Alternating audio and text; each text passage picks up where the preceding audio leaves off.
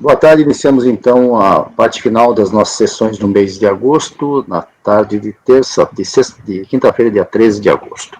Nós temos aí um pedido de uma vista em mesa, que é no item 85, o recorrente é Link Data Limitada, a relatoria foi da conselheira Júnia Roberta e o pedido de vista foi convertido em vista em mesa.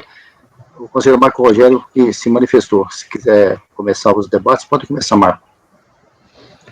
Bem, rapidamente, presidente, para me posicionar aqui nesse vista de mesa, porque eu acho que essas matérias aí, só se pedir vista para olhar com calma. A gente já julgou eu tinha até me esquecido, e eu fui voto vencedor de um caso não similar, mas muito parecido, até da Paula, aí, sobre questão de concessão de mão de obra. Mas ali tem umas peculiaridades diferentes, bem diferentes, até por isso que eu não estava me lembrando.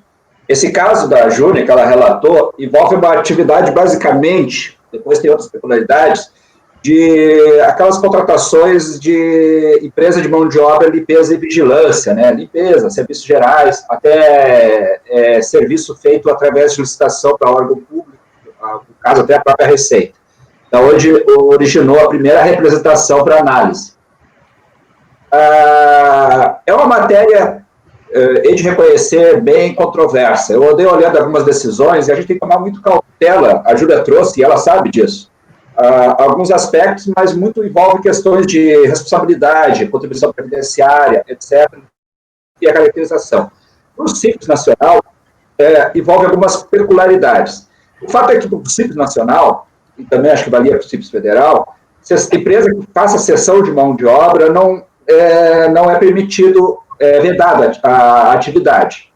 Agora, a grande dificuldade disso é definir o que é cessão de mão de obra. Tem várias soluções de consulta, tá? Até a Júlia trouxe algumas, mas tem outras também. Então, tem várias soluções de consulta a respeito dessa matéria, e é difícil delimitar isso, muito difícil.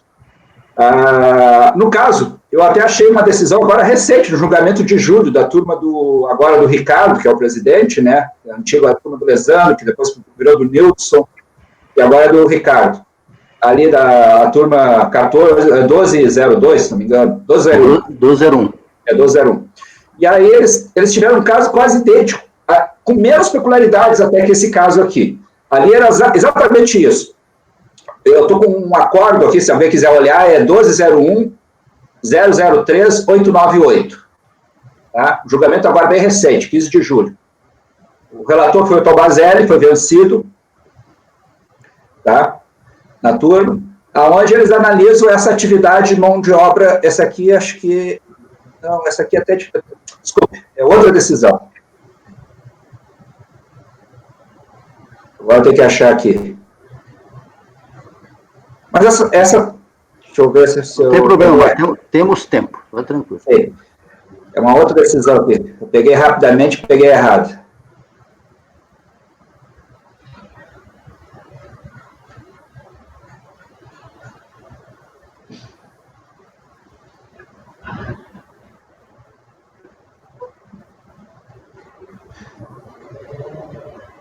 Eu acho que é essa aí mesmo. É essa mesmo, tem razão. Paula? Queria falar? Pode falar, Paulo. Está cortando aqui. Fala, Paulo. Não esqueça de mexer na qualidade do vídeo. Que não é só a solução de consulta que a Júnia trouxe, mas a lei que regulamenta o que é cessão de mão de obra, é o artigo 31 da Lei 8.212 de 91. Tem uma instrução normativa da Receita também, que é a Instrução Normativa 971 de 2009, no artigo 115. Todos esses instrumentos, né, da legislação, seja ela da lei... Paulo, desculpe te cortar agora, desculpe, presidente, tomar essas vezes, mas deixa eu terminar, então depois a gente entra nos debates. Realmente, deixa ele terminar, Paula. Não, desculpa. Mas tem decisões ali, e essa decisão aí envolve mais ou menos isso, tá? Essa do Tomazelli, essa mesma aí do Tomazelli, tá? Depois eu vou ver. Mas o fato é o seguinte... Que é da 1201 essa daí, né? Qual é o acórdão mesmo? Deixa eu ver se é essa aqui. Essa é do Neudson. 1201-003-898. 003? 898? 898. Na verdade, é uma decisão bem simples, e ela aborda mais ou menos esse perfil de atividade, tá? É Copa. Você viu aquelas de... Mas as cláusulas de contrato que ela traz ali, praticamente tem esses contratos aqui, tá? Então, as cláusulas... Porque a grande dificuldade aqui é definir os requisitos da cessão de mão de obra, tá? Basicamente, ali ele cita ali, necessidade contínua do serviço e livre disponibilidade do contratante em relação ao segurado colocado no seu serviço. Ou seja, o contratante é que define as atividades. É uma zona muito tênue essa aí. Eu concordo de ligar o número. Então, na realidade, assim, a contratada disponibiliza a mão de obra e basicamente define, até porque é uma obrigação empregatista, né, define as atividades que as pessoas vão fazer, mas quem vai ditar as regras, vai ditar o ritmo, vai ditar os horários, tudo é o contratante. Então, a gente entra numa zona de uma seara muito complicada. O que seria a cessão de mão de obra? Eu contrato alguém para ficar disponível da outra empresa. De certa maneira, é sempre isso, porque eu vou contratar alguém com alguma finalidade. Você já tem que especificar a atividade dela. A outra é que vai definir o ritmo de trabalho, as regras, etc, etc. O dia a dia, quem vai delimitar é o contratante. Então, nesse caso, tá? As cláusulas citadas nesse acordo aí que eu acabei de citar, só praticamente existem em nossos contratos aqui. Tá? Claro que a turma lá também ficou dividida, por óbvio. Tá? Não sei se a nossa vai ficar, mas a turma lá ficou dividida. Então, na realidade, assim, ó, o que é definir a contratante? Ali eles delimitaram bem esses aspectos, né? Olha, quem define é o contratante, tal. Isso aí, de certa maneira, é uma cessão de mão de obra. O aspecto da 8.12.12, que a Paula acabou de comentar aí, ela, na realidade, envolve mais a questão da responsabilidade do INSS, tá? E não a questão da vedação do Simples, tá? O Simples para lá que vedação, aí vem aquelas várias discussões, e aí o Simples, olha, cessão de mão de obra, por quê? O motivo é óbvio, né? É uma empresa que praticamente ela não tem mister, tá? O objetivo dela, de ir para o Simples, é pagar menos contribuição previdenciária. Então, por isso que a regra existe essa vedação, tá? Já que a gente foi cobrado muitos, a gente ampliar um pouco a visão restritiva da lei e tentar ver a teologia, né? Tá aí, tá? O objetivo dessas vedações é um pouco disso, tá? Então, na realidade, esses casos completos. E nesse caso especial aqui, até tem umas peculiaridades. Talvez não diretamente a ver com a nossa discussão. Mas a gente vai encontrar decisões, principalmente na parte previdenciária, para todos os gostos, tá? Isso aí pode ficar tranquilo. Eu hei de reconhecer isso, tá? É uma questão muito de percepção pessoal aqui. Tá, Paulo? Antes de pular meu pescoço aí. Mas o fato é o seguinte, essa empresa tem outras atividades, até a decisão da RJ enfatiza isso, que envolve também manutenção predial, tá? E isso é bem explícito também, que é uma atividade vedada, tá? Por quê? Note-se que uma peculiaridade está nesse processo específico, tá? Por que surgiu a representação? Isso até surgiu dúvida no meio do processo lá. Houve um processo licitatório, onde notou-se que uma das habilitadas no processo licitatório estava no Simples Nacional e a princípio da atividade vedada, porque até a própria licitação especificava que a princípio não podia ter o do Simples, porque essa atividade seria vedada ao Simples. E aí houve a representação, houve uma discussão, até os despachos lá da própria unidade, olha, o cara lá do CEPOL, da parte que trata dessas contratações, olha, estou em dúvida, conversei com o pessoal das áreas de lá, me disseram que tem solução de consulta, está lá no processo. Aí o outro pessoal analisou, disse, não, mas isso aqui é vedado, vou olhar no processo. Então, note-se que na realidade, há uma referência de uma contratante, ele chama a empresa terceirizada, e agora isso aí ficou mais flexível, digamos assim, essa visão, porque depois das leis de terceirização, flexibilizou muito a CLT, mas o fato é que isso aí ficou... A realidade, a empresa contrata o terceirizado, disponibiliza os funcionários com determinados perfis de atividade e ele vai comandar essas atividades. Isso, para mim, é exceção de mão de obra, tá? Isso, para mim, é exceção de mão de obra e é a responsabilidade do outro. E também tem essa peculiaridade que essa empresa também, ela tem outras atividades, ela está citada lá no acordo da RJ, nos contratos, e está nos contratos, que ela também tem outras atividades, que é envolvendo atividade de manutenção predial, etc., também envolveria uma atividade manifestamente vedada lá no acordo, tá? ali, ó, a vista do exposto corroborando o entendimento que é vedada a opção pelo Simples Nacional, a empresa que, mediante cessão de obra de eletricista, bombeiro e tal, está lá nas atividades, está no contrato.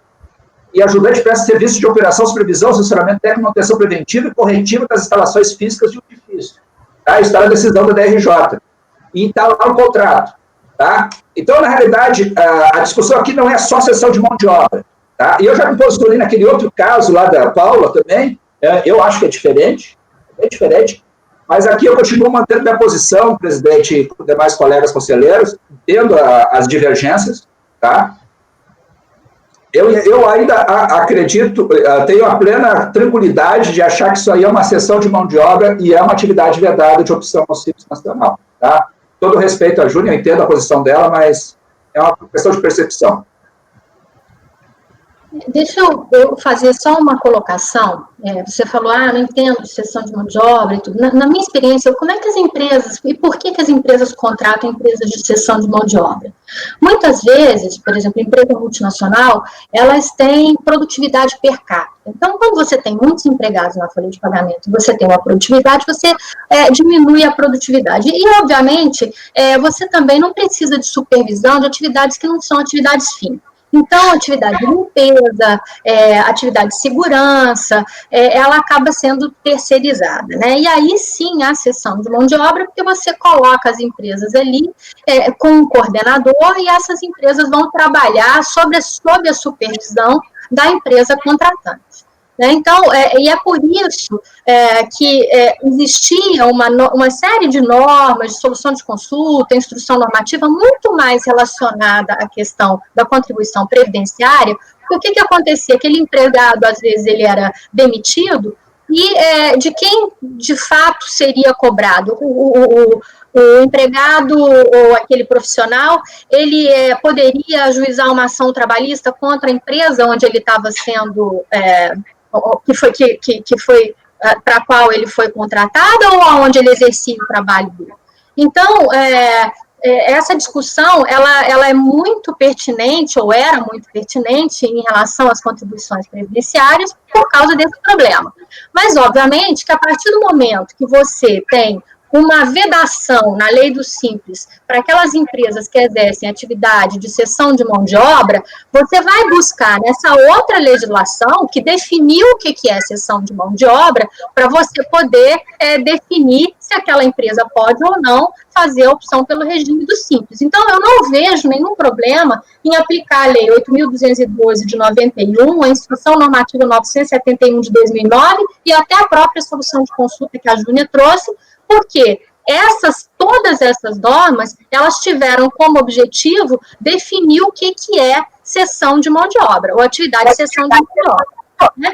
Eu não sei, aí é uma pergunta para a Júnia, porque você está trazendo um outro ponto que eu não vi. A exclusão do Simples se deu porque ela exerce atividade de cessão de mão de obra ou porque ela exerce atividade de manutenção predial? Porque se foi pelas duas coisas, aí sim a gente tem que avaliar se ela exerce serviço de manutenção predial. Agora, se a exclusão dela foi motivada simplesmente porque ela exerce atividade de cessão de mão de obra, aí a gente não tem nem que ver se ela exercia atividade de manutenção predial ou não. A gente tem que ir exatamente aonde ela foi, o motivo da exclusão. Obviamente, ela se defendeu em razão da motivação que ensejou o ADE. Então, são coisas que a gente tem que deixar isso muito claro para a gente também não inovar na nossa decisão. A posição que a relatora tem que trazer, eu vou pedir, antes de continuar, que vocês olhem os 3 pontinhos da gerência de qualidade da transmissão, porque tem algumas palavras que estão sendo cortadas. Então, coloque embaixo. Aqui o meu. Agora, então, essa posição que foi alertada pelo Marco e foi confirmada. Espera aí que eu vou olhar aqui. Paula, tem que ver isso. Eu lembro o seguinte. Tem, algumas... Porque foram dois elementos probatórios. Os contratos, que é esse que ele fez com a Receita Federal, e ele trouxe também, o fiscal, ele usou como elemento as GFIPs. Então, foram dois os motivos. E a atividade, na minha que está sendo, entre aspas, provada por meio de GFIP exclusivamente, eu não estou aceitando, Paulo. Porque eu acho que nessa situação é fundamental que você tenha o contrato para que você veja exatamente como ficaram divididas as obrigações. Não, mas sim. deixa eu dar uma olhada aqui, porque... Ele foi excluído por cessão de mão de obra ou por causa da... Tá no voto, vamos abrir o voto aí. Então vai, vamos lá.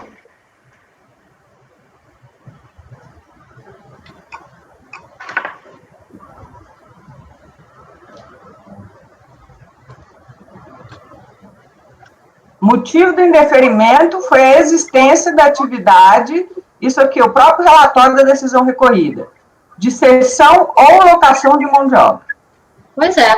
Então, a gente não tem que falar ou que entrar na seara da manutenção predial. Isso não foi aventado. Então, o contribuinte não podia nem se defender sobre esse aspecto. Na verdade, o que acontece? Eles ficaram até entrando no seguinte...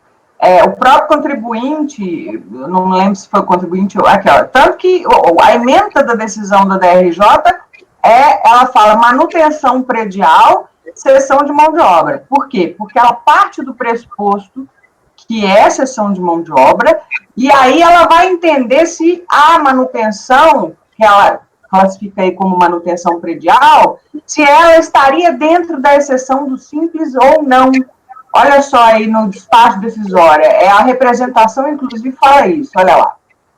Diz que a primeira questão é saber se a atividade de prestação de serviços de manutenção predial enquadra-se como manutenção geral do parágrafo 5º-B do artigo 17, anexo 3, ou como construção de imóveis e obras de engenharia, prevista no inciso 1 do parágrafo 5º-C. Outra questão pendente refere-se à possibilidade de empresas que realizem cessão ou locação de mão de obra optem pelo recolhimento de impostos e contribuições na forma do Simples Nacional. Essa foi a representação que deu origem à exclusão do contribuinte. Então, quer dizer, existe aí uma discussão sobre o que é, de fato, isso, ou seja, se ela estaria dentro de uma atividade vedada ou não, tá? Então, até coloquei, ó, diante do exposto, é possível concluir que a referida representação visava esclarecer as seguintes questões. 1. Se a atividade de prestação de serviços de manutenção predial enquadra-se como manutenção em geral, prevista no anexo 4, tributável na forma do anexo 3, o que eu entendi, tá, é que, primeiro, a manutenção predial, ele assume como uma atividade possível, tanto que ele fica sem saber, o que se discute é se a manutenção predial estaria no anexo 3 ou no 4, se ele está discutindo se ela está no 3 ou no 4, é porque ele está admitindo que ela não é uma atividade vedada, foi o que eu interpretei. E depois, a discussão da própria cessão de mão de obra. Eu estou vendo a DE aqui, o artigo 1º é que traz a fundamentação legal. Fica excluída do regime especial unificado de arrecadação de tributos e contribuições devidos pelas microempresas, etc., do Simples Nacional, a empresa Link Data, etc., CNPJ, por incorrer na hipótese prevista no artigo 17, inciso 12 da Lei Complementar 123, conforme despacho decisório proferido no processo administrativo tal. E aí, quando você vai ver o artigo 17, inciso 12 da Lei Complementar, é só atividade de cessão de mão de obra, não tem manutenção predial. Então, se você for olhar o ADE, ele foi excluído do Simples Nacional por exercer atividade de cessão de mão de obra. Não tem, talvez lá a DRJ possa ter... Mas aqui, eu estou entendendo, não estou, pelo que eu entendi, inclusive do processo administrativo que gerou a futura exclusão, fundamentada aí na questão da cessão, eles estão admitindo que a manutenção predial seria possível, tanto que eles estão discutindo se ela estaria num anexo ou no outro. Senão eu colocaria, atividade de manutenção predial é vedada por isso, por isso, por isso. Então, ele coloca manutenção predial, entendeu? É admitida, nós vamos analisar se ela está no anexo tal ou tal. Agora, além disso, isso aí é feito mediante cessão de mão de obra. Paula, tem que tomar cuidado aí, porque o ADE, tá, apesar de ele citar só o inciso 12 do artigo 17, há várias remissões da 123 a esse inciso. E são os anexos que a Júlia está falando. Então, tem o anexo tal, que essas atividades poderiam ser, apesar de ser cessão de mão de obra, poderiam ser aderentes ao simples. Tem outro anexo que são as atividades vedadas. Então, é que ela fala, o que é manutenção predial?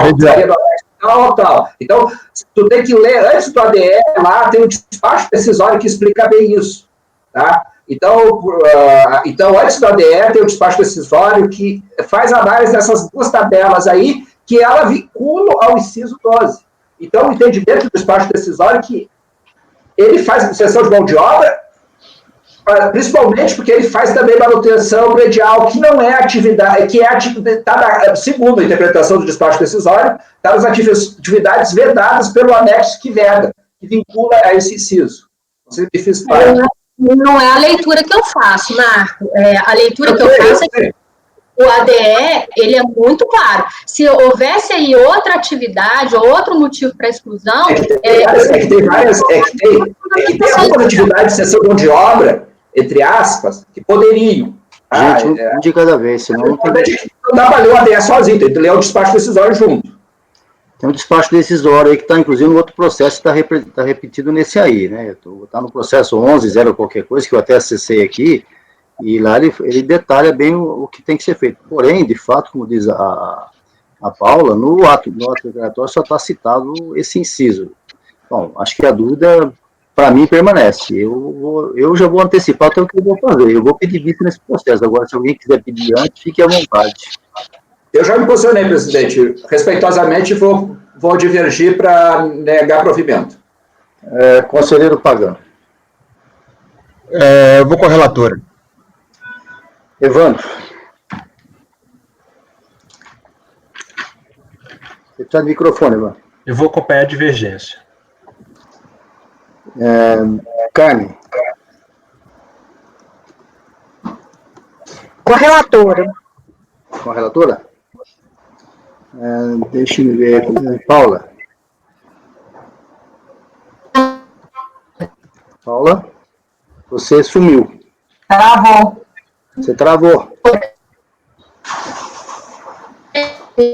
Sai e entra novamente e nós aguardamos.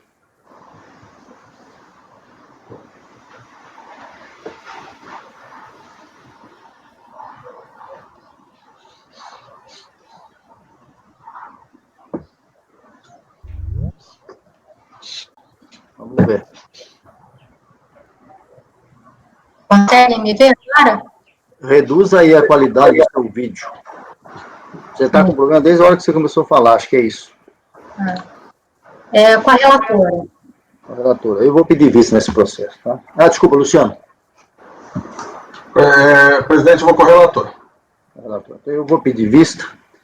Então, ficou o Marco e o Evandro divergindo, os demais com a relatora e eu com pedido de vista. Assim dá tempo, eu vou ler, mas dá tempo de todo mundo tirar essas dúvidas, porque eu concordo que seja... A Paula tem razão, o ato declaratório está só dizendo isso, o Marco tem razão, porque a representação que levou o ato declaratório fala outras coisas, tem que ver. Tá? E pelo que eu vi, foi um trabalho que ela prestou para a Receita Federal, ainda é essa, né? Quer dizer, acho que foi isso que levou. É incrível. Oi, coitado. Isso aqui mandou. Bom, para encerrar, nós temos 2 processos que são do mesmo contribuinte, e a relatoria da conselheira Paula. Esse processo já saiu, deixa eu ver, são 2 números. Quem localizar o primeiro deles já fala, porque são 2, tá? 32 e 52.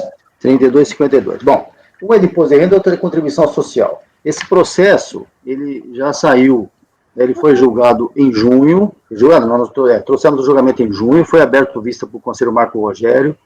A proposta da relatora era dar provimento ao recurso voluntário. Os demais conselheiros não haviam votado naquele momento.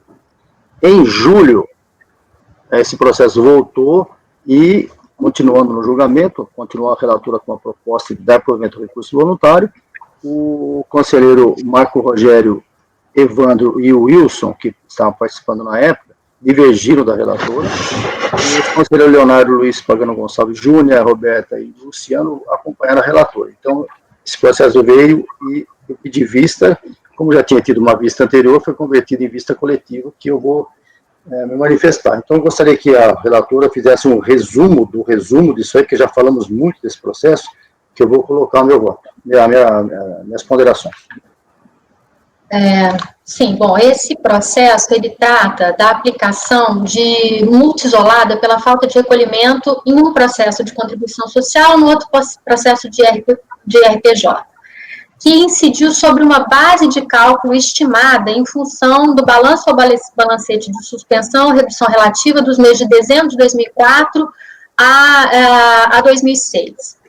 A fiscalização, quando ela foi fazer a revisão das declarações, ela detectou algumas divergências entre a DIPJ, desses anos calendários que eu citei, e aquelas declaradas nas DCTFs. E aí, verificou que os valores relativos ao tributo mensal por estimativa informado na DIPJ, elas não tinham sido, aqueles valores não tinham sido declarados nas DCTFs correspondentes.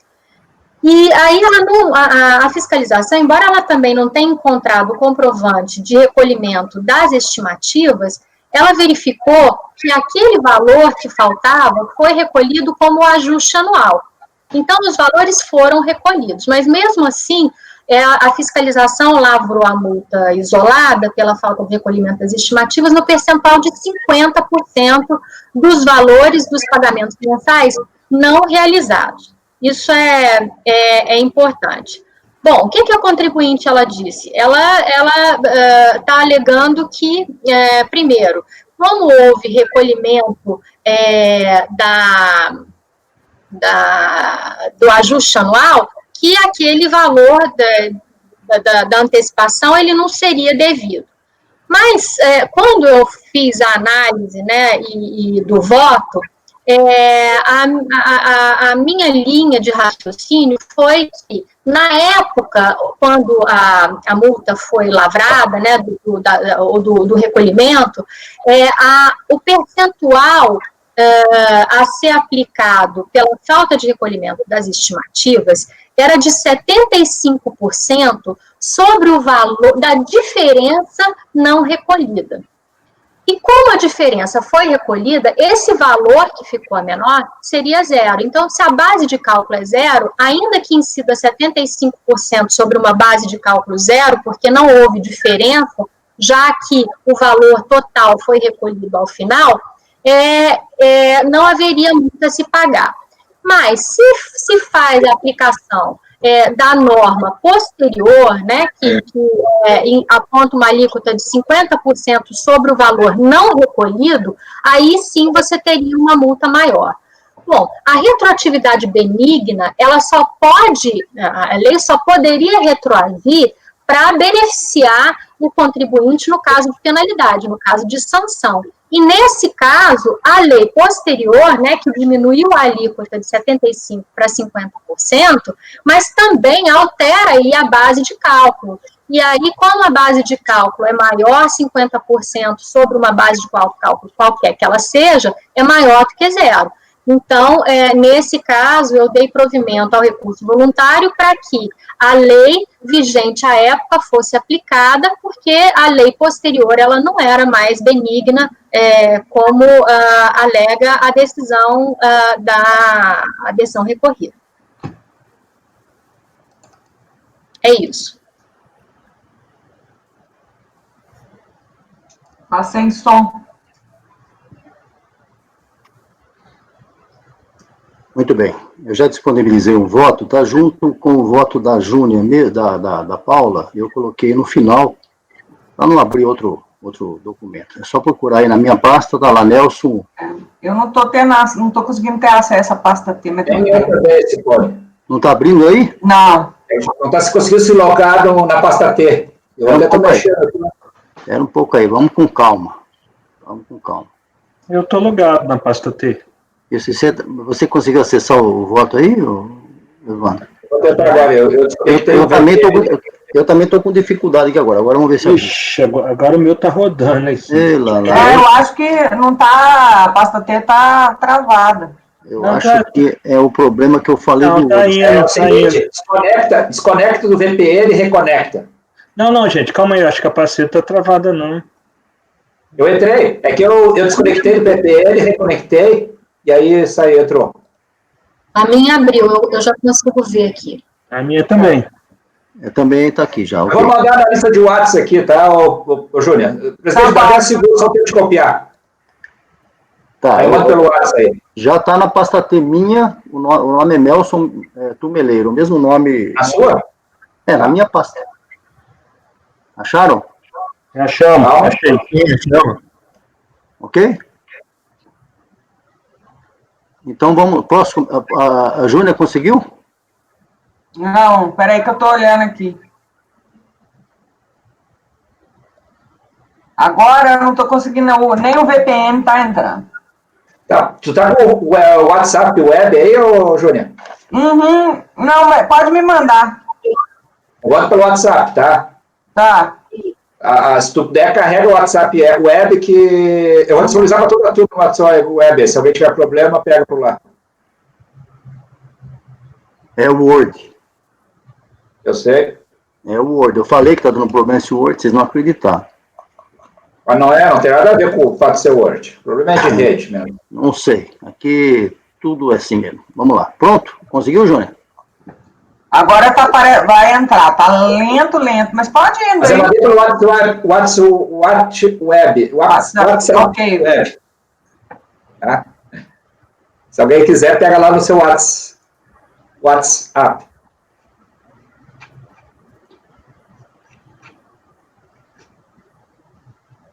Pode ir. Bom, eu estou usando o mesmo, entre aspas, formulário que a Paula usou, né, para facilitar até o estudo aqui, porque eu tive que trabalhar em cima do que ela tinha escrito. Aqui é realmente a multa isolada relativa à falta de insuficiência de recolhimento de estimativas mensais no mês de dezembro dos anos calendário 2004, 5 e 6. Eu estou nas folhas 12. Não sei se a numeração vai bater com o que está aqui, né? Não sei, mas no meu caso, que é folhas 12.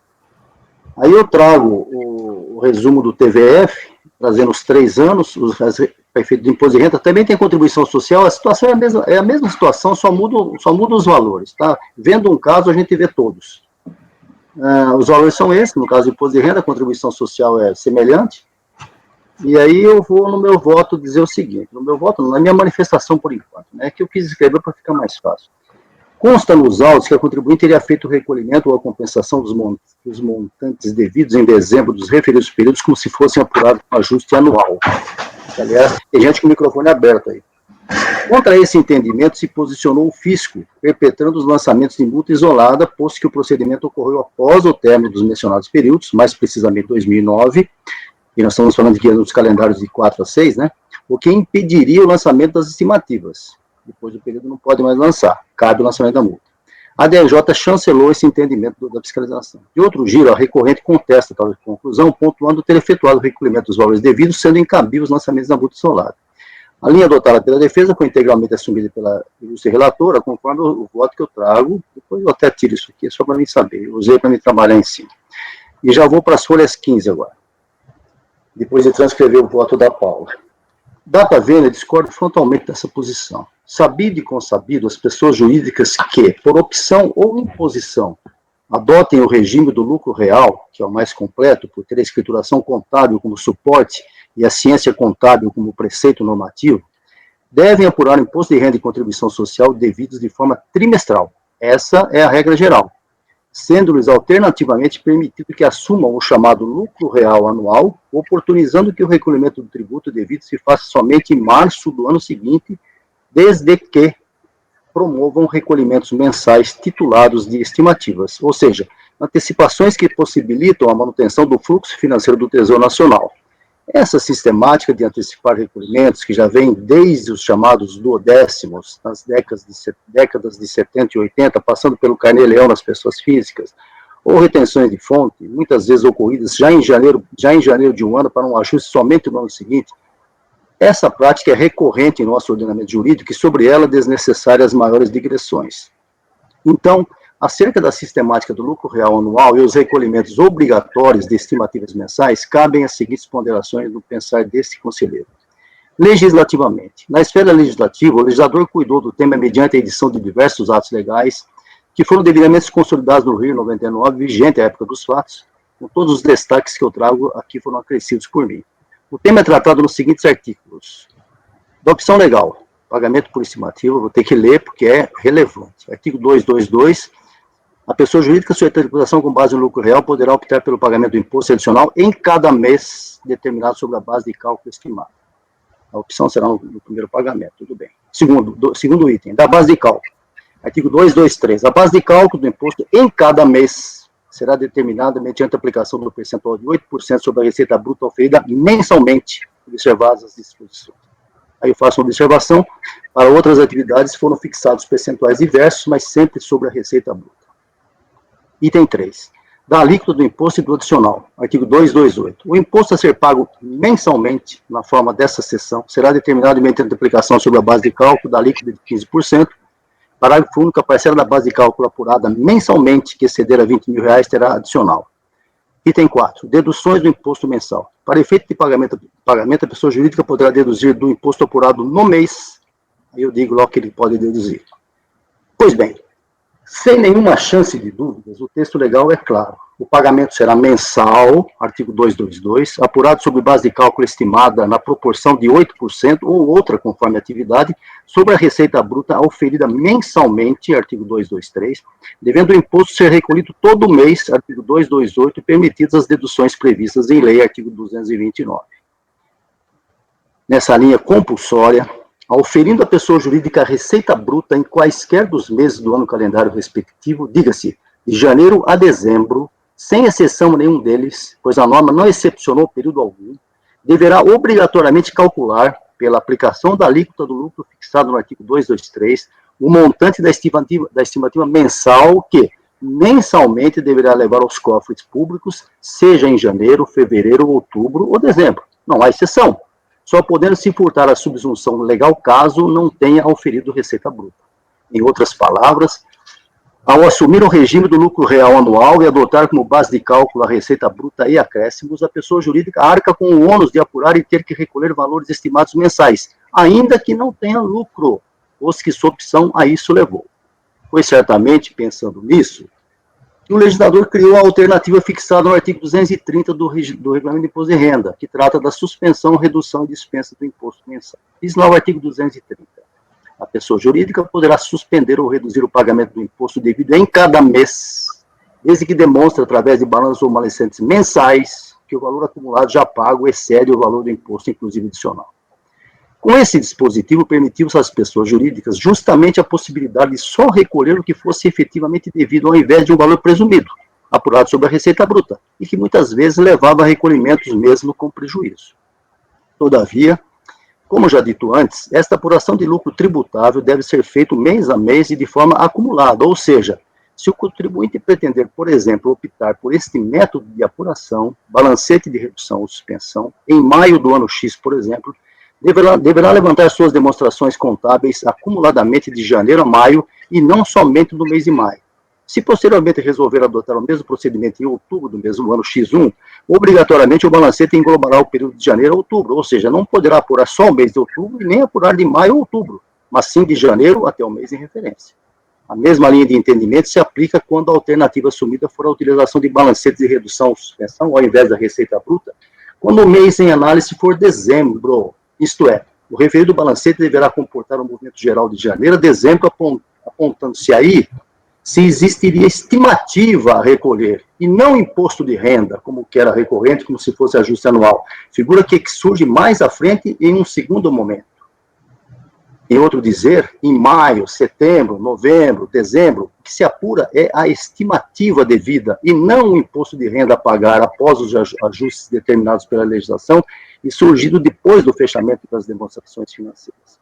Impensável possa a recorrente se furtar a recolher um valor apurado em dezembro e que se refere à estimativa com observância de todos os contornos legais que a lei impõe, já vimos antes, inclusive com a assunção do balancete de redução ou suspensão, e tentar transmudar esse recolhimento como se fosse relativo ao ajuste anual.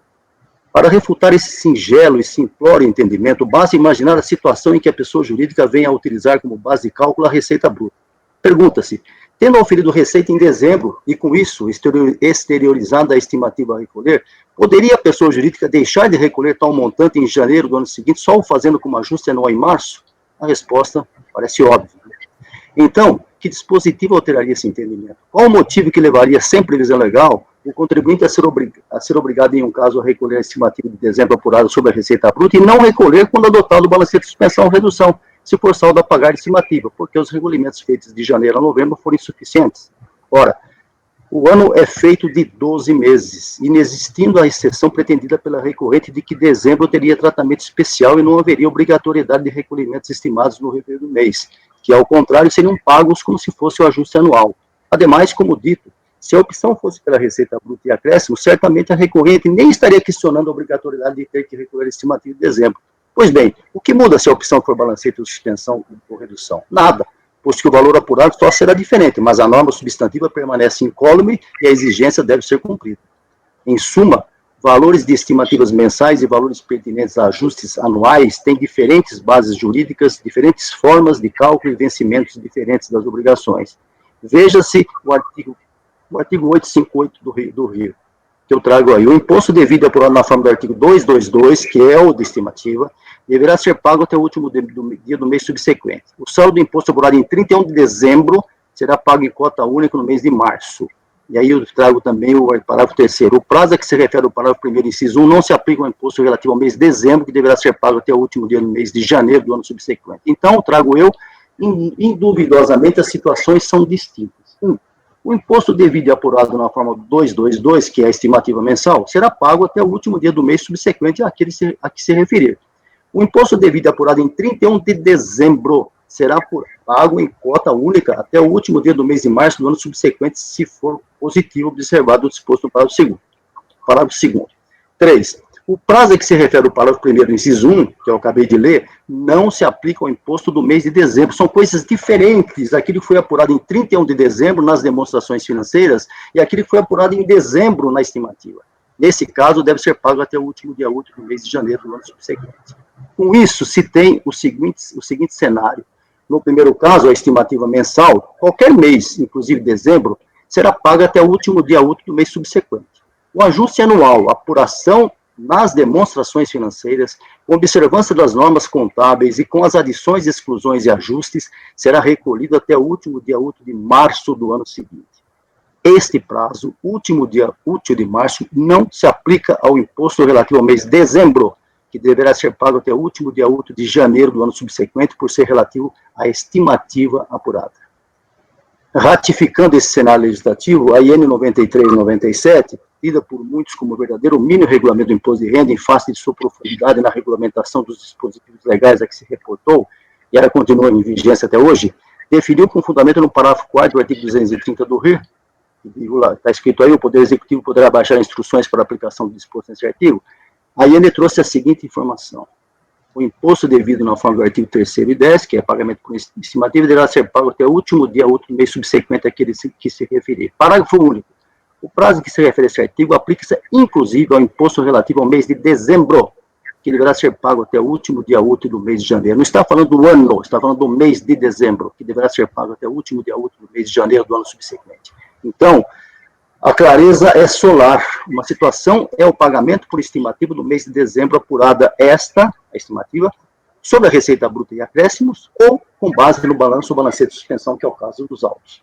Seja como for, dezembro tem fato gerador próprio e apuração própria, que não se confunde com ajuste anual, esse compreendendo todo o exercício, ainda que em vários casos, tais valores possam ser iguais, se a contabilidade da empresa permitir referida apuração com todos os ajustes exigidos. Um parênteses do que eu não escrevi aí, mas vou falar agora. Se a contabilidade estiver em dia, geralmente os valores chegam bem próximos, se ainda for uma contabilidade bem feita, mas são situações diferentes. O que vai acontecer no ajuste anual é que o contribuinte não vai ter mais nada para pagar. E se pagou a maior, vai virar saldo negativo. Desse modo, não há como confundir os institutos e períodos, até porque, visto antes, a estimativa de dezembro deve ser recolhida até o último dia útil de janeiro subsequente, e o saldo remanescente do ajuste anual poderá ser pago até 31 de março.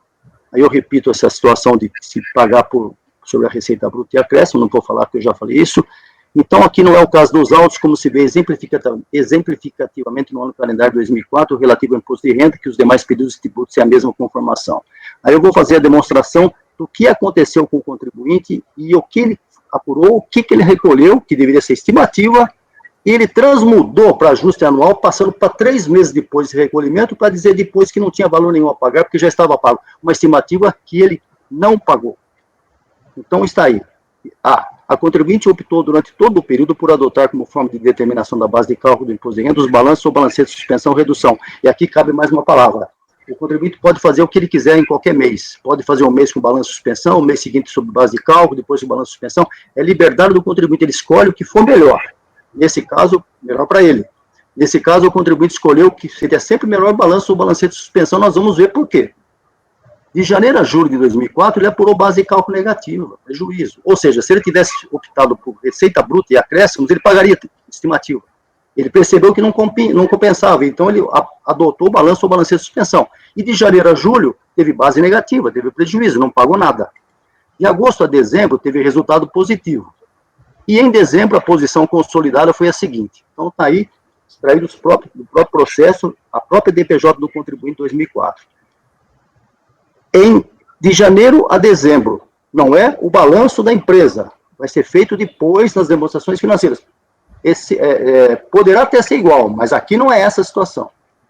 O contribuinte apurou 2.446.000 de base de cálculo, os impostos de 15% adicional nos valores que estão aí, apurou uma dedução de R$14 mil de incentivo fiscal, apurou fonte no item, a linha 3, de R$23 mil, e apurou estimativa de 398 mil que pagou, de agosto a novembro.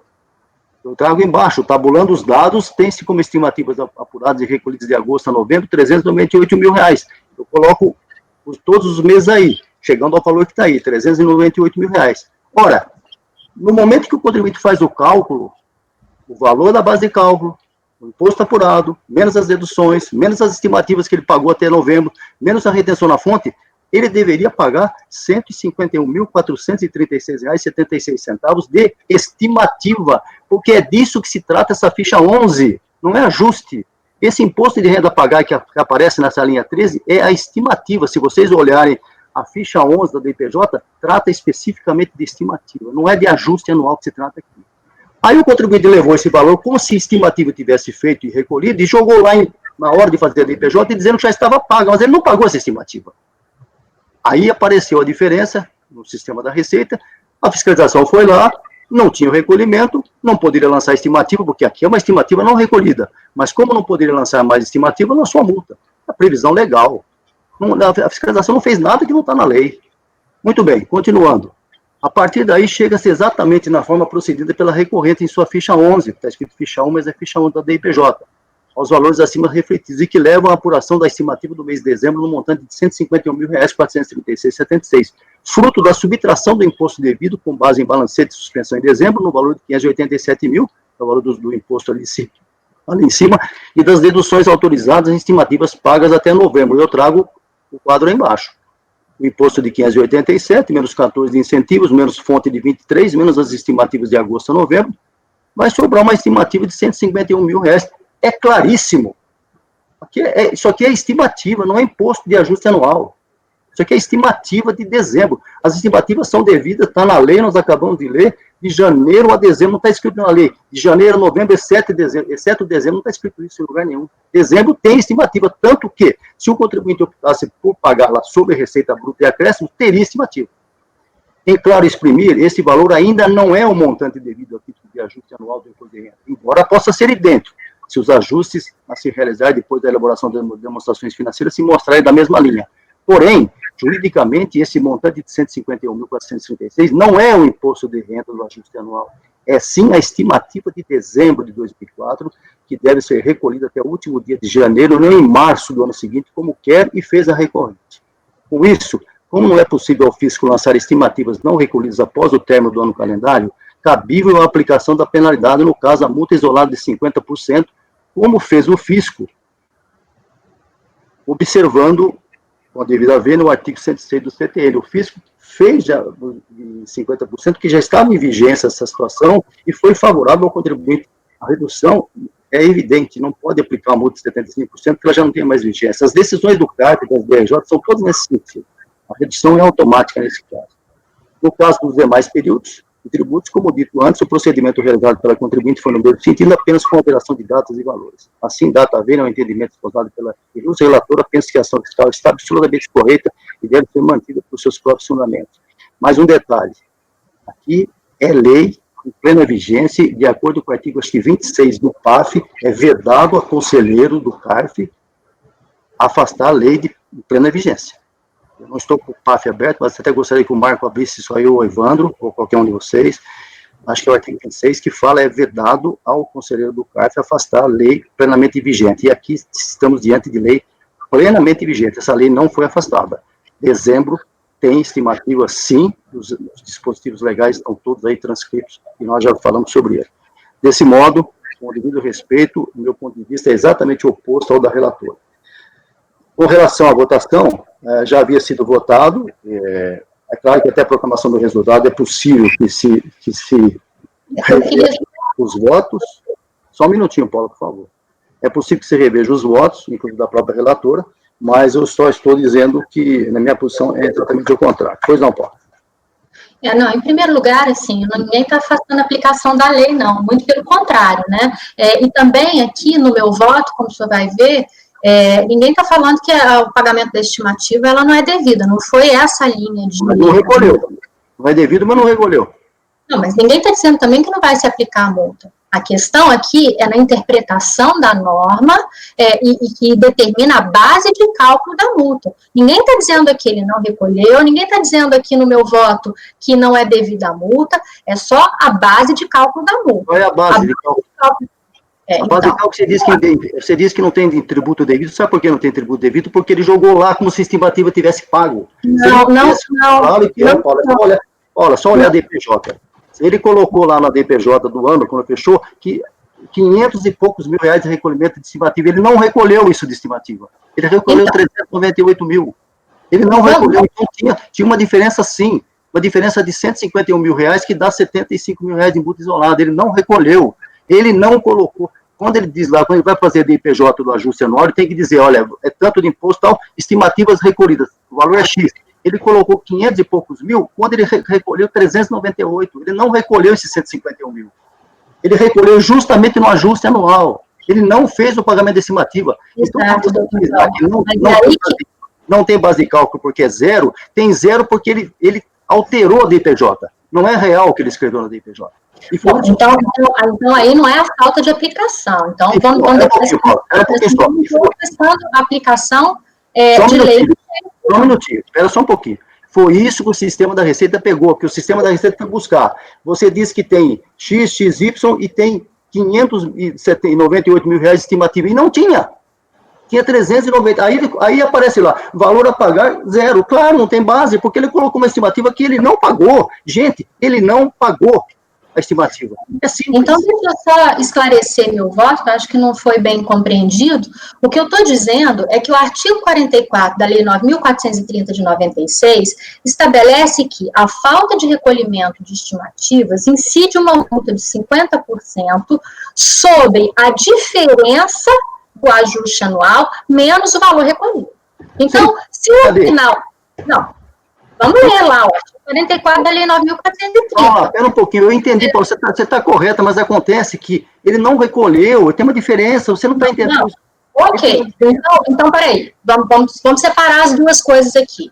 Em primeiro lugar, eu não estou no meu voto deixando de aplicar a lei vigente, muito pelo contrário. Eu estou aplicando a lei vigente. É o artigo 26 lá. Eu entendo que a base de cálculo utilizada para a aplicação da multa dos 50% de 75% é diferente, tá? Então, essa daqui é a linha do meu voto. Então, isso é para deixar a gente ficar na mesma página. Agora, se o senhor está vendo aí que no final do ano tinha valor de estimativa a pagar sobre o valor do ajuste anual, que não foi o que, pelo menos Não foi nem eu que falei, é o próprio contribuinte, ele está dizendo aqui, ó.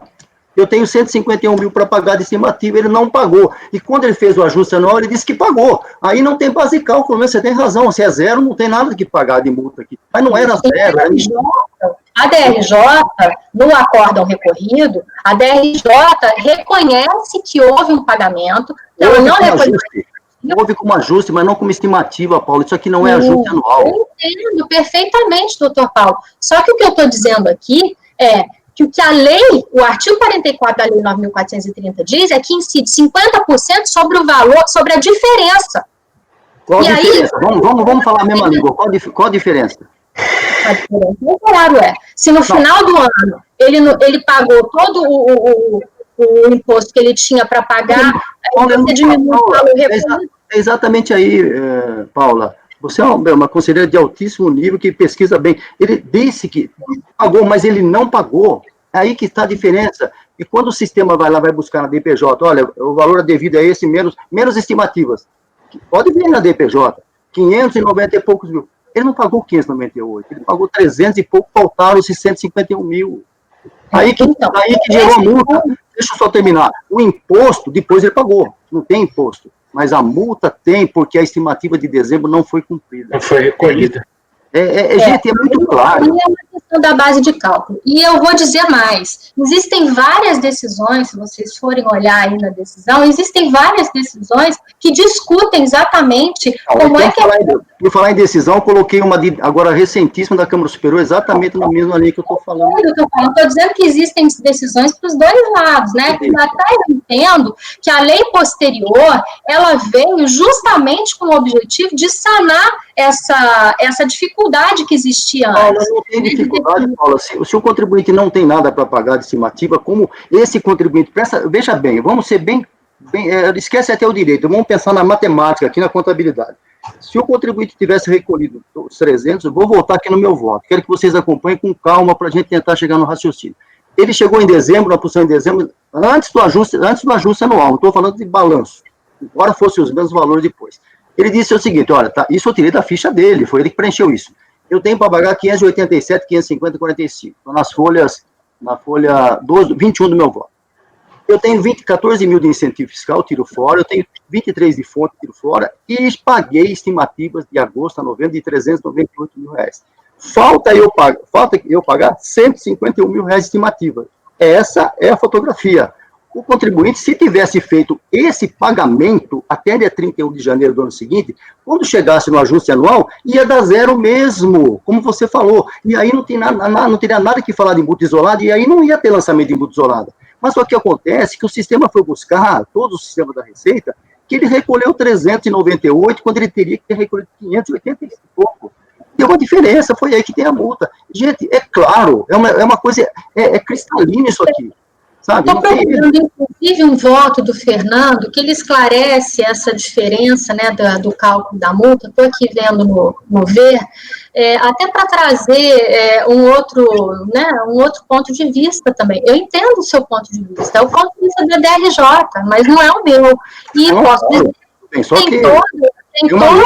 você fala que não, mas tem uma lei vigente aí. Vocês estão afastando a lei. Bom, eu vou continuar meu voto. De forma alguma, ninguém está afastando lei vigente aqui. Se o contribuinte é obrigado a recolher estimativa de dezembro, não recolhe, não vai ter multa? Não, desculpa, ninguém está falando que não tem multa. O que está dizendo é que a norma anterior, o artigo 44 da lei 9.430, estabelece que os 50% incide sobre a diferença não recolhida. Paula, a DIPJ está errada. Desculpa, 75%. Não, tudo bem, depois 50%. Mas não incide, eu concordo com você, mas a DIPJ está preenchida erradamente. Foi isso que o sistema pegou, foi a malha que pegou, está errado. Mas, Ciccone, se o sistema pegou o erro, a fiscalização ela teria que apurar e aplicar a multa. Não tem nada que apurar, pagando. A fiscalização fez o que lhe cabe, lançou a multa, porque não dá para mexer em estimativa depois que fecha o exercício, pagando, pelo amor de Deus. Depois não, mas sim, mas Ciccone, a estimativa, vocês estão forçando a barra, é o respeito à opinião de vocês, eu só quero terminar meu voto que está embaixo aí, olha. Por favor, eu trago o voto da Câmara Superior agora, dia 9 de maio de 2019, e vou trazer nas folhas 24 uma posição do Supremo Tribunal, bem claro, para encerrar meu voto, eu não vou falar mais, vocês votem do jeito que quiser, eu vou colocar no meu voto o artigo 26 do PAF. Finalizando, como bem pontuado pela Corte Constitucional no recurso extraordinário 47 autor de Santa Catarina, aspas, acho que é a relatoria da ministra Rosa Weber, é isso mesmo.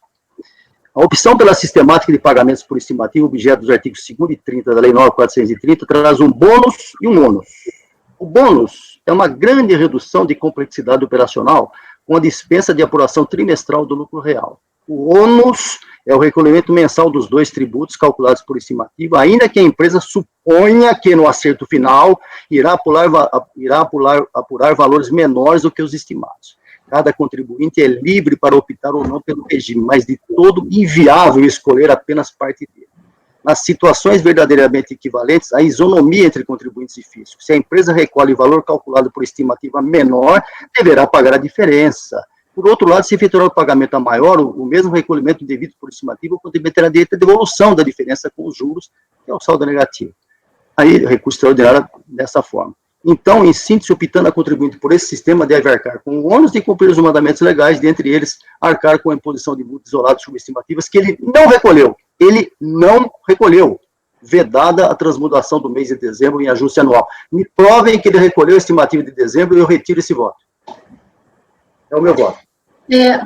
Bom, eu vou só ler, então, uma outra decisão aqui, né, que explica um pouco sobre a base de cálculo, até para mostrar também que não foi sozinho, né, e também da Câmara Superior aqui, um voto até antigo, não é tão mas que demonstra como é que era pensada a base de cálculo na lei anterior. Multa isolada e multa de ofício, cabimento. Para falar da concomitância. Não havendo recolhimento das estimativas... Isso não interessa aqui, não é concomitância aqui. Só um minutinho, total. Não havendo recolhimento das estimativas mensais e se apurando no final do período do imposto a pagar, cabe a multa isolada pelo não recolhimento das estimativas e a multa de ofício pelo não pagamento do imposto devido, sendo a base de cálculo desta o imposto não recolhido e a base de cálculo daquela, que é a multa de ofício, a diferença entre o valor das estimativas não recolhidas e o valor do imposto. Então, assim, esse é um entendimento que era vigente até a mudança da lei. Existia muita discordância, não posso dizer. Qual é a diferença agora, Paulo, no caso? Vamos ao caso concreto. Qual é a diferença do caso concreto? Tem que ter valor a recolher, a diferença sobre o valor a recolher. No caso do contribuinte, você escreveu no seu voto com todas as letras, o valor é 0, por isso não tem multa. Mas não é 0, ele não pagou a estimativa. É a diferença, doutor Paulo, é a diferença do valor. Eu entendo o que o senhor está querendo dizer. O que o senhor está querendo dizer é que se não pagou, gente, vocês estão colocando uma recolhimento do contribuinte, incluindo a estimativa paga, que depois ele reduziu o ajuste anual e depois deu 0, e por isso que a Paula está dizendo que não tem esse lançamento, um valor que ele não pagou. Ele não pagou, gente. É simples, olha o processo. Ele não pagou. Aí ele ajustou essa base de cálculo para 598 mil, deu 0. Claro que deu 0. Ele colocou um valor que ele não pagou. Então, aí falta 151 mil reais, 50% de multa dá 75 mil reais. O fisco não pode corrigir de IPJ, o fisco não pode lançar a estimativa depois que termina o exercício, mas o fisco pode lançar multa isolada por falta de regulamento de estimativa. E foi o que aconteceu. Esse é o ponto de vista, essa é a realidade, vocês podem votar do jeito que vocês quiserem, mas se vocês olharem o processo, é isso que está aí. Então, eu só estou dizendo, essa é a situação real. Eu concordo com tudo que você falou, Paulo, é exatamente isso, mudou a lei e vai em cima do que estiver faltando. Só que o contribuinte, eu não quero usar uma palavra aqui que é ruim, mas o contribuinte transmudou um valor que não é verdadeiro e chegou a 0. Porque se ele não colocasse essa estimativa que ele não pagou, apareceria 151 mil reais lá, e aí teria multa isolada. Esse é o cerne da questão. O valor de 151 mil reais não foi recolhido como estimativa. O contribuinte recolheu em março como ajuste anual, e isso não era ajuste anual. É só isso, é muito simples. É só olhar os autos. Mas então, ele recolheu. Então a diferença... Ele recolheu, o pagano recolheu como ajuste anual, o pagano está tudo certo, ninguém está falando... Eu já entendi isso, Ciccone, só que a tese da conselheira relatora vai nesse sentido. É a diferença do imposto recolhido versus... Mas não, o pagano não recolheu como estimativa, o pagano recolheu como ajuste anual, isso não é ajuste anual. Entendi.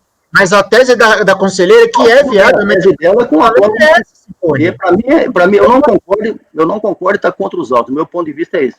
Eu vou encerrar a votação. Presidente, só estou com a mãozinha levantada aqui faz tempo. Desculpa, é que eu estou vendo aqui a DIPJ, Luciano, pode falar. Ah, tá.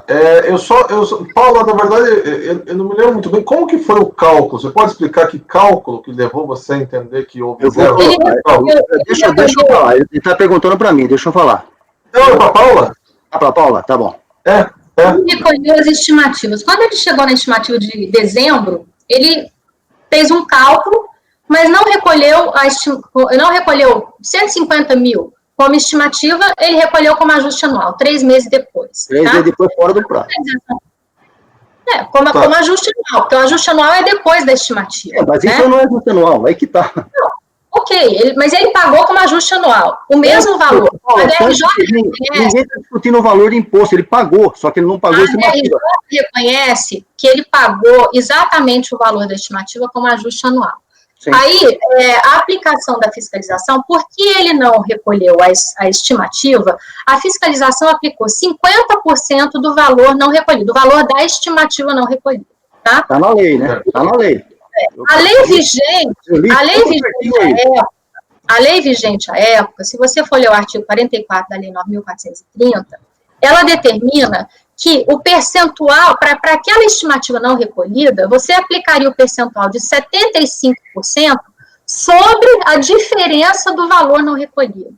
Então, se você olhar, vamos ler a norma aí, para a gente ter, entender. Olha, Lei 9.430, artigo 44.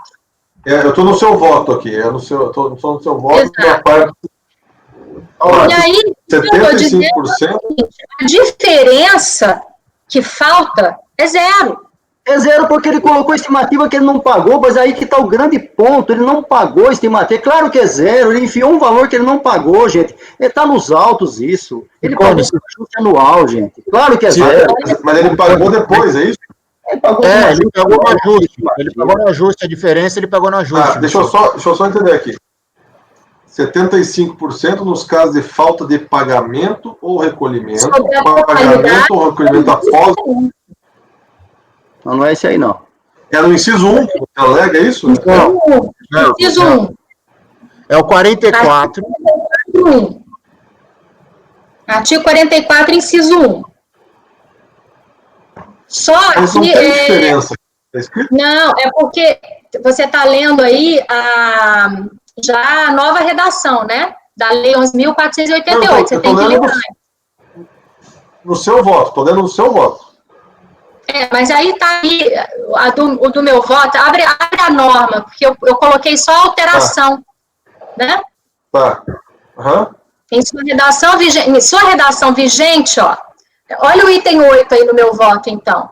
Na redação vigente, a época dos fatos, o inciso 1 é de 75% nos casos de falta de pagamento ou recolhimento após o vencimento do prazo, sem o acréscimo de multa moratória, de falta de declaração e etc, etc. As multas que serão, que tratam esse artigo serão exigidas e aí estabelece a base de cálculo. Deixa eu ler aqui.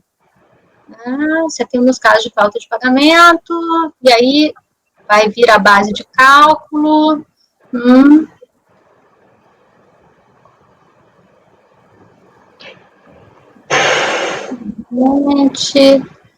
Sem acréscimo de multa de mora. Ô, Paula, está no seu voto, está no item 10, está bem resumido lá. Você fala assim, da mesma forma, o referido percentual deveria ser aplicado sobre o valor da totalidade ou diferença do tributo não recolhido, ou seja, a diferença entre o total do tributo e a estimativa não recolhida. É exatamente isso, eu estou de acordo com isso, só que ele não recolheu. É só isso. Está certo, o que você está falando está certíssimo. Mudou a lei, agora é assim, está corretíssimo, só que ele não recolheu. Presidente, deixa eu só entender qual que foi a... É que o senhor entende que a falta de recolhimento, o senhor está tendo uma leitura de que a falta de recolhimento é a falta de recolhimento da estimativa. E eu estou entendendo o que está dizendo aqui no artigo, não. A nova leitura deixa isso mais claro. A leitura anterior, não. Era o valor que, no final, o que faltou. Entendeu? Então, é uma forma de ler. Não é que a gente não está aplicando a legislação vigente. Pelo contrário. Bom, tudo bem, acho que já está discutido, vamos votar. Acho que entendi o que você quis dizer agora. Presidente, Pois não, Evandro, vai. gostaria de falar aqui, eu acho que está bem claro para mim que essa falta de recolhimento é a falta de recolhimento da estimativa de janeiro a dezembro. Você pegar um pagamento que foi feito lá no ajuste e querer imputá-la no valor da estimativa de dezembro é a mesma coisa que você dizer, não incide multa sobre as estimativas não recolhidas em dezembro. É a mesma coisa que dizer, né? Então, para mim, isso está claro. Tanto que essa falta de recolhimento aí não se confunde com ajuste. Ela é de janeiro a dezembro. Aí chega no mês de dezembro, ele tem um imposto, a única forma dele suprimir esse imposto a ser recolhido de estimativa no mês de dezembro é levantar um balanceio de suspensão e redução. Se ele levantar um balanceio de suspensão e redução ali e verificar que ele não tem imposto a recolher, tudo bem. Mas no caso ali, se ele verifica no mês de dezembro, ele tinha, sim, um valor a recolher. Quando ele chega na DIPJ, esse valor recolhido, ele pega o valor do ajuste que ele recolheu no ajuste e coloca como valor recolhido em dezembro, referente à estimativa, e chega à conclusão que não tem valor a recolher de estimativa, mas ele tem sim. A questão dele recolher no ajuste não vai lidir a multa aqui. Ele não pode chegar lá no ajuste a dizer, não, eu não recolho minha estimativa em dezembro, chega no ajuste lá em março, ele recolhe, quer dizer que ele não cabe a multa em dezembro já passou, dezembro Eu falei, estão afastando a lei, vai me desculpar, está na lei isso aí, meu Deus do céu. Essa interpretação está complicada. É isso. Não cumpriu uma obrigação e está tentando sanar isso, pela posição dele do voto, com outra obrigação. E aí, a sanção para essa obrigação não cumprida na primeira vez é a multa isolada. É tranquilo. Até porque já terminou o exercício, não pode fazer mais nada. Isso aí está se confundindo com aquela tese que não existe, já que se tu faz o ajuste em dezembro, não teria estimativa. Não é isso. E mesmo com a redação antiga, tanto com a redação anterior quanto a redação atual, isso é bem claro. A sanção é a multa isolada. Eu acho que pegou-se muito esse estigma da multa isolada por causa da concomitância, tá? Mas não é o caso aqui. Mentira. Se vocês estão contestando essa multa isolada, então vocês têm que contestar todas as multas isoladas, de homologação de PTComp, de tudo. Mas aqui está havendo aplicação de uma multa apenas, né? Não são duas. É a multa isolada, ou seja, que não... Só a multa. A multa isolada. Bom, enfim, é isso, gente. Eu acho que está bem discutido, né? Meu voto é esse, eu só quero lembrar exatamente, até usando o que o Evandro falou aí, com um pouco de calma. Você imagina se o contribuinte tem uma situação dessa em fevereiro, por exemplo, ele não paga a estimativa, eu vou pagar em março do ano que vem lá, já paguei. Como? Não é assim que a coisa funciona. Está na lei. Janeiro tem estimativa, se for o caso, fevereiro tem, março tem. Eu não posso pegar isso aqui, não, isso aqui não vou pagar lá no ajuste anual. Gente, não... está afastando a lei. Eu estou falando que vocês estão afastando a aplicação da lei. Está na lei que é obrigado a pagar. Se não pagar, tudo bem, pagou depois, não tem mais imposto. Mas a multa nasceu 50% por falta de recolhimento estimativo na época oportuna. Ele não fez isso. Isso, gente, está claro nos autos. Eu não quero induzir ninguém a voto, a Paula tem a posição dela, eu respeito, mas olhem, eu tive oportunidade de dar esse processo com muita calma. O contribuinte, é difícil falar, eu não vou falar a palavra, o contribuinte, ele colocou um valor lá que ele não fez, ele não pagou, ele não poderia ter colocado ali, é só olhar da IPJ, eu estava até abrindo aqui, mas não dá tempo, é muita coisa para ver, mas lá no ajuste anual da IPJ, na linha respectiva, então aparece lá, apuração do lucro real, depois a apuração do imposto, aparece lá, imposto devido no ano, aí é o ajuste. Tal. Eu vou entrar aqui até para ver. Aparece os valores, aparece lá depois, estimativas pagas, 597 mil. Ele não pagou. Mas isso não está sendo discutido. Mas você, Paula, você está passando a multa porque... Não, você está passando a multa. Não, ele não recolheu, cara. Não recolheu nada, Paula. Ele reconhece... Ele não recolheu a estimativa. Gente, mas a discussão aqui não é essa. É sim, porque a multa é da estimativa. Claro que é essa a discussão, a multa aqui é da estimativa, é lógico que é essa. A discussão não é essa, a discussão é qual a base de cálculo da multa. Porque ele mexeu na estimativa, Paula, pelo amor. Estimativa não recolhida. Ele pagou a ajuste e disse que pagou a estimativa. Eu acho que a gente discutiu. Ninguém está falando aqui que ele recolheu. Ele mesmo reconhece que ele não recolheu como estimativa, Então ele ele recolheu como ajuste anual. A DRJ reconhece que ele não recolheu como estimativa e recolheu o mesmo valor como ajuste anual. A discussão aqui é qual a base de cálculo da multa. A base de cálculo é 300 e pouco, é 151, ele não pagou. A base de cálculo, na leitura do artigo anterior, é a diferença do imposto devido menos o valor não recolhido. Não. Aí veio uma nova norma. Paula, recolhido a título. Paula, você está forçando a leitura, recolhido a título de estimativa. O artigo, todos os artigos que eu trouxe aqui falam de estimativa, Paula. Você não pode pegar um artigo disperso e jogar no meio da estimativa. Você está equivocado, você vai desculpar. É o valor devido menos as estimativas, gente. Pelo amor de Deus. A interpretação desse artigo sempre foi essa. É o valor devido ali que se apura menos as estimativas, sim. Não foi sempre essa, não, e eu estou aqui levantando uma jurisprudência e depois, mais tarde, porque nesse voto não vai dar, mas aí eu mando para vocês. Olha aqui, olha, faço questão que vocês olhem agora, eu compartilhei a tela, é justamente o... Essa não é discussão. Gente, por favor, presta atenção, vai, por favor, depois vocês falam. Eu justamente compartilhei a tela, o Luciano estava na dúvida, tá aí, ó, essa ficha 12A, está compartilhada a tela, vocês estão vendo aí?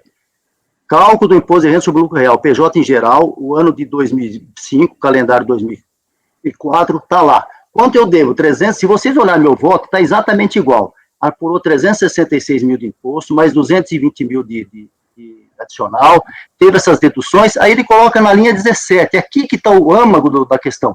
Estimativa, recolhimento mensal de estimativa, de pagamento por estimativa mensal. Ele não pagou, gente, ele não pagou 572 mil, ele pagou 300 e poucos mil reais. Tem uma diferença. Ele pagou o imposto? Pagou depois. Mas a estimativa de 151 mil, ele não pagou, não poderia estar dentro daí. Aí, quando a Paula vem no voto dela, não tem base de cálculo para lançar a multa? Claro que não tem, ele colocou um número que não existe aqui. Então, a multa é exatamente pela falta de recolhimento da estimativa, não é falta de recolhimento do tributo.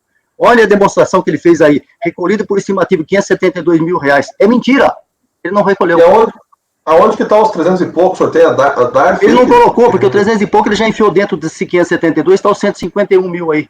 Esse aqui ele não pagou. Olha meu voto aí, nas folhas que eu pus do voto aí, o Luciano.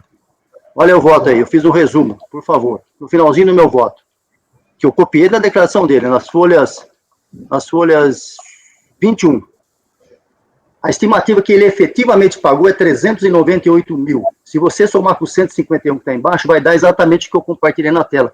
Ou seja, ele colocou 151 mil como se a estimativa fosse e ele não pagou. É só isso. Se ele tivesse pago, não estaria discutindo nada aqui. Ele não pagou, eu não posso fugir no pagamento. Ele não pagou. Eu paguei o imposto. Pagou o imposto, mas a estimativa você não pagou. Se não, joga a estimativa no lixo. É uma norma cogente, vigente, obrigatória, compulsória. Tem que pagar. É só isso. Não pode afastar isso de jeito nenhum.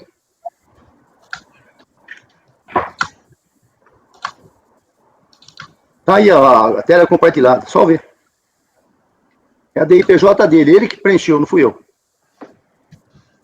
Então, Paulo, essa não é a discussão, mas o senhor quer levar isso desse jeito. Ninguém está afastando a aplicação da norma. Nós estamos aplicando. Sim, porque ele era obrigado a pagar estimativa, ele não pagou, tem multa isolada. Você está afastando a multa, Paula. Eu respeito a sua opinião. Eu só estou falando o seguinte: você está dizendo, ouvindo o seu voto com muita calma, e você repetiu. Não tem base de cálculo porque é zero. É zero porque ele pagou uma coisa com uma ajuste anual e disse que a estimativa. Claro que é zero. É isso que eu estou falando desde o começo. Não tem base de cálculo. Ele pagou no ajuste esse 151, foi isso? Pôs como ajuste. Ele pagou como ajuste e colocou como estimativa. Aí não tem diferença mesmo. Claro que não tem. Mas isso é o elementar, né? É claro, se ele tivesse recolhido, ou tivesse compensado esse valor de qualquer forma lá, tudo bem. Mas não, ele disse que tinha para pagar, ele apurou, está na ficha 11 aí, e não pagou. Depois ele disse na DIPJ, na ficha 12, eu paguei. Bom, enfim, é isso. Se alguém quer mudar o voto, eu estou aqui para ouvir. Se não tiver, vamos fechar. Eu, presidente, vou dar meu voto. Você vai divergir. Como que a gente tinha votado, presidente? Eu não recordo. Vocês sim votaram acompanhando a relatora, e o Marco e o Evandro tinham divergido, e o Wilson, que não está aqui, tinha divergido também. Eu pedi vista. É isso. Pode me dar um minuto, por favor, só para analisar a norma pela última vez? Claro, pode olhar. A Carmen, desculpa, você não vota porque o Wilson já votou, tá? Só para esclarecer. Não é que eu estou colocando você para escanteio, não. Carmen? É regimento. Não, eu sei, só estou É vendo... aplicação do regimento.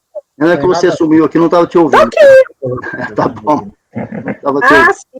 Pagamento. Tem nada a ver a aplicação de rendimento, que absurdo que eles estão falando.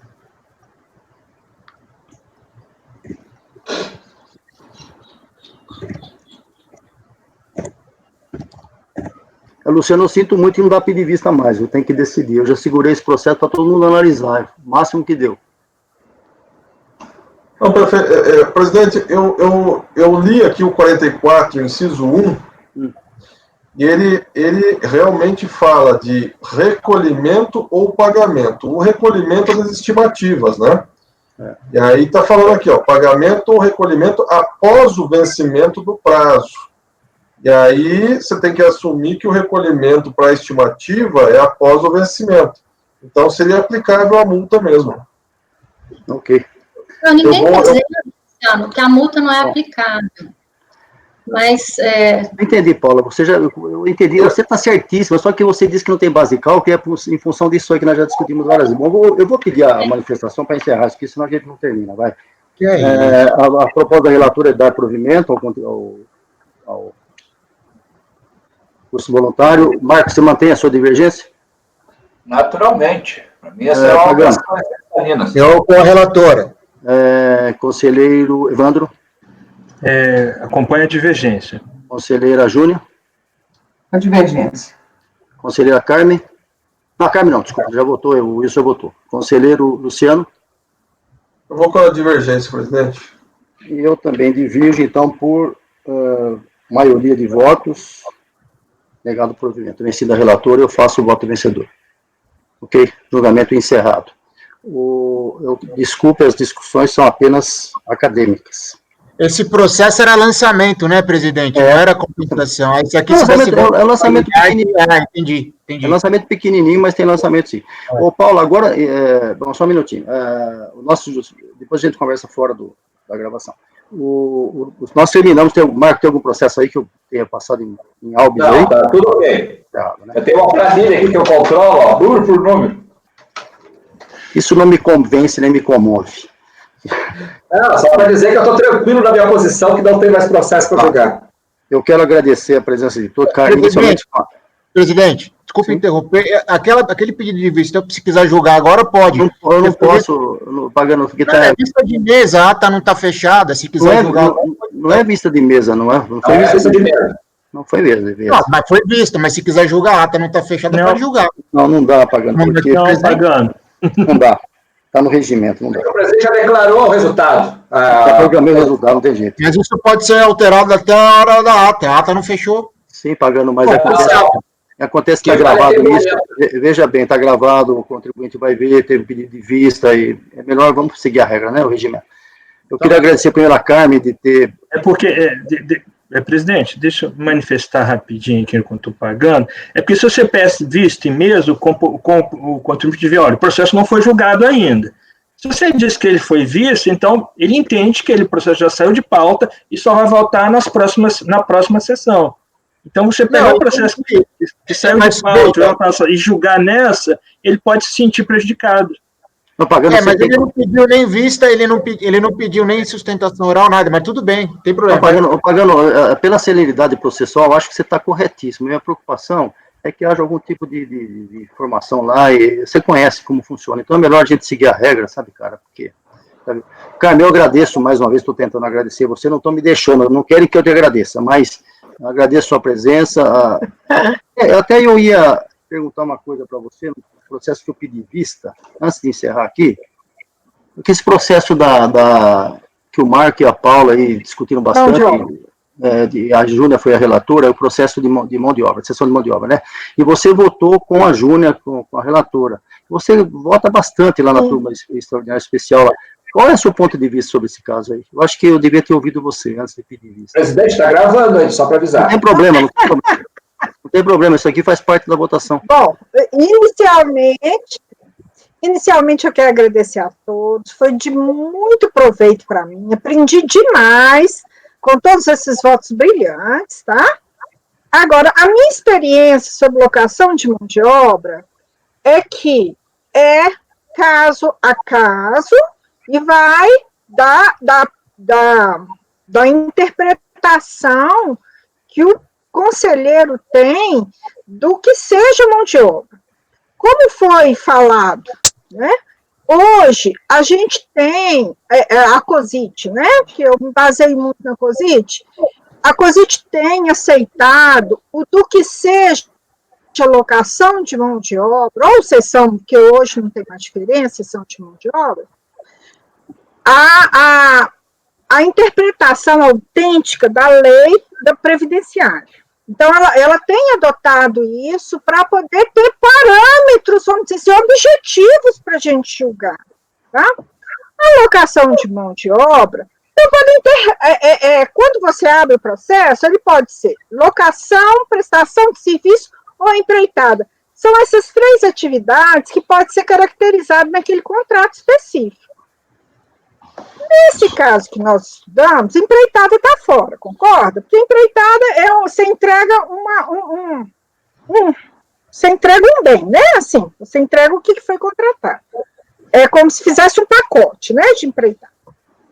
Outra coisa que eu quero ressaltar, pelo menos é o que eu venho assim me debruçando, é que esses processos eles trazem muitas informações, então você tem que filtrar o que realmente é importante. Como foi falado, por vocês, o ato declaratório ele é que determina qual vai ser a questão tratada no processo. Então, muitas vezes, eu há, por exemplo, alguns atos declaratórios que vêm lá, por exemplo, débito. Aí, então, eu falo assim, num modo geral, por exemplo, débito. Aí ele lista lá 4 débitos. Aí o DRJ fala assim, olha, aqueles 4 débitos estão pagos, mas tem o 5º, 6º, 7º, o que eu entendo isso? Isso aí seria uma espécie de vamos dizer, agravamento da exigência que foi totalmente estipado no nosso passo, tá? O agravamento da exigência, você já trabalhou, né, nesse tempo que tinha agravamento, né, provavelmente você deve ter visto esses casos.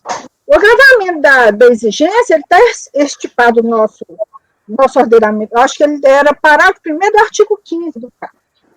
Quando foi, eu já estava no DRJ, quando isso foi afastado, então, nós, desde aquela época, né, desde sempre, dessa época para frente, eu entendo.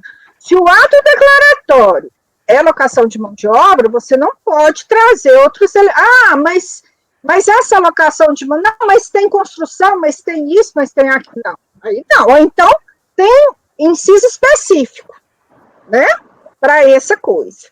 Então, eu olho o processo dentro do enfoque do fundamento de fato e de direito do que está no ato declaratório, porque ele é o ato vinculante. Tá? E aí é questão de fato. O resto eu entendo que é questão de fato. Aí você olha lá as premissas que a COSIT pôs, foi assim que eu interpreto.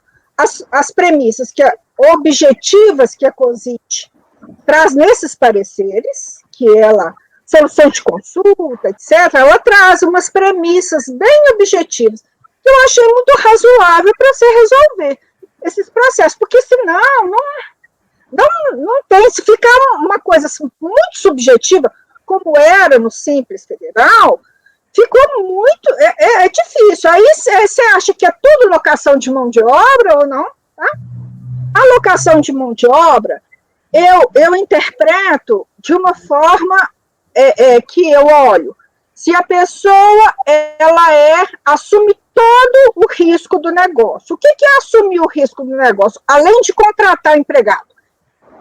Ela fornece EPI, por exemplo, ela fornece todo o maquinário, tá? O maquinário tem que ser dela, não pode ser todo o custo que ela utiliza é máquinas, equipamentos, APIs, toda essa, além da mão de obra, né, da responsabilidade pela mão de obra, eu acho que ela tem que absorver.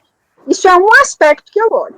O outro aspecto que eu olho é se é prazo determinado ou indeterminado. Nesse caso específico, é por prazo determinado, porque tem alguns contratos de prestação, tem lá, contrato de prestação de serviço indeterminado. Né? Esse é um ponto que a gente tem que analisar, né? E tem um outro ponto de como que é que sai quer dizer, você tem que olhar todo esse... É um conjunto probatório. Eu acho que emerge, eu acho que nesse ponto o voto da Júnia está muito bem fortalecido nesse caso. Exatamente. Então eu já tenho ideia do que eu vou fazer. Eu entendi. Tá bom. É mais ou menos, dá uma olhadinha nas soluções de consulta, tá? Que ela, se você quiser, eu até mando para você, tem alguns acordos meus. Manda sim, manda para mim, por favor. Olha isso. Tá bom, eu agradeço. Gente, Tá. então, muito obrigado. Só mais um ponto. É isso aí. Obrigada, viu? É isso, obrigado Tudo você, bom? cara. Então, era só isso mesmo. Era só isso mesmo. Então, é uma questão tormentosa? Eu sofro com ela tem muitos anos. Desde a DRJ, que minha turma era de simples. Então, mas aí a COSIT veio a dar alguns pontos objetivos. E em cima disso é que eu resolvo. Mas Tá tem bom. uma parte também, né, que você tem caso a caso. Ok, É Paulo. só isso. Tá? Tá bom, Carmen, muito obrigado. É só Então isso. eu quero encerrar, agradecer Eu é que agradeço. Agradeço a sua presença, agradeço a presença de todos os jogadores. Quando é que nós voltamos no mês que vem? Alguém já viu o calendário aí? Que dia é o mês que vem? É dia 15, né? De 15 a 17. 15 a 18. Aí precisa ver se não vai ser a semana toda também. Acho que foi a semana toda de 14 a 18. Bom, então prestem atenção nas indicações de processo aí, que ele tem que ser 180 dias até dia 13, né, de setembro, para não ter problema, tá bom? Então eu agradeço a todos, agradeço a um de cada vez, vou agradecer aqui, o conselheiro Marco Rogério, do qual me despeço. Boa tarde, Marco. Boa tarde, presidente. Obrigado por tudo a todos os colegas. Leonardo Luiz Pagano Gonçalves. Obrigado a todos os colegas. Evandro. Boa tarde, obrigado, colegas. Conselheira Júnia. Boa tarde, bom fim de semana para todo mundo. Obrigado, conselheira Carmen, já me despedi, mas me despeço novamente. Obrigada por tudo. Vocês são uma equipe bem assim, preparada, né? Gostei muito de ter participado, aprendi muito. É uma oportunidade muito bacana. É bem briguenta, mas faz parte do nosso jeito de ser, de cada um de nós. A gente aprende com isso. Conselheira Paula, com quem eu tive um embate muito interessante agora. Boa tarde, muito obrigado pela sua presença. Em primeiro lugar, obrigada, inclusive, pelos embates, né, que a gente sempre pensa e, obviamente, pode sempre acrescentar alguma coisa, né? Mas boa tarde a todos, obrigada e até o mês que vem. O Luciano saiu. Luciano? E caiu a tela do Luciano. Acho que não vai dar tempo de despedir dele. Como presidente. Muito obrigado pela sua presença, seu brilhantismo de sempre. Tenha uma boa tarde. Obrigado, igualmente, a todos os conselheiros, o senhor também. Também ao pessoal da equipe técnica. Muito obrigado. Janaíne, muito obrigado pela sua presença, pela sua colaboração. Tenha uma boa tarde e até o mês que vem.